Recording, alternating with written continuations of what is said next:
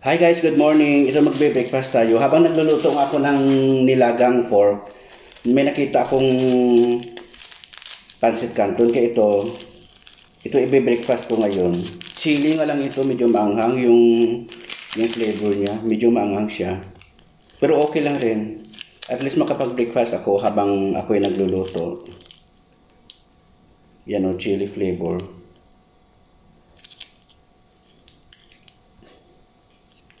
First time kong mag-breakfast ng ganito, iwan ko kung masarap to. Tingnan natin kung masarap siya. Siyempre di mawala yung kape natin, kape tayo. Masarap ang kape sa umaga. Tingnan natin, ubusin natin ang ito, sauce.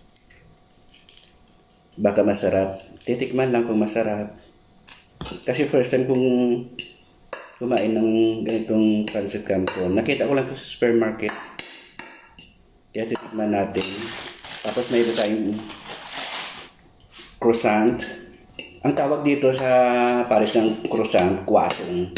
Binili ko kanina kasi nga dito sa harap ng bahay namin may bakery. Kaya hindi na kami bumibili ng tinapay sa supermarket. Dito na lang kasi unang-una. Siyempre may init pa kasi malapit lang naman sa bahay. Bagong luto. Kaysa bumili ka pa sa supermarket, malapit lang naman dito sa bahay. Hindi pa naman nalambot yung karni ng pork para sa nilagang pork ko. Kaya magbe-breakfast muna ako.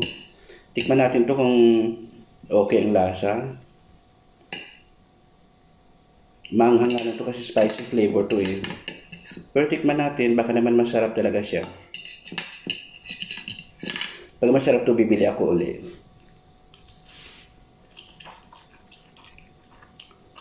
Masarap. Masarap na. Nakakabili nga nito. Kasi lang hindi ko mahilig sa ganito. Paminsan-minsan lang. Kasi halos talagang breakfast ko. Prutas.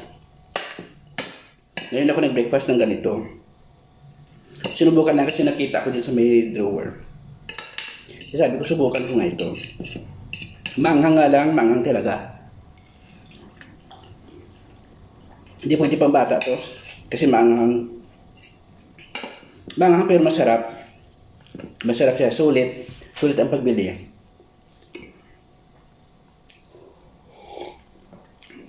Yan na may made-it na kape.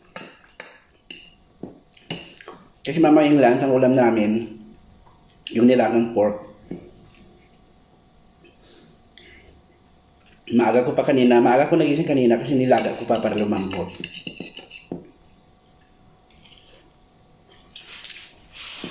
Masarap. Masarap siya. Bibili ako ulit ng ganito.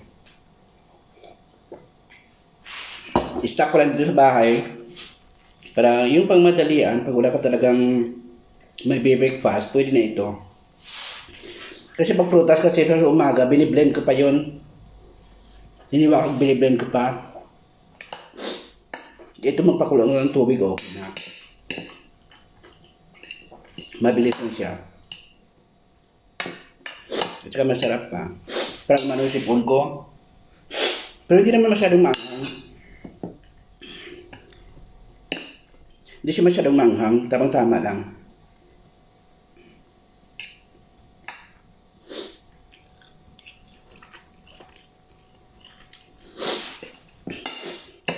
Maganda pang almusal talaga. Lalo na pag may tinapay. Itong kwasong kasi ito halos ang almusal namin dito. Thank you guys.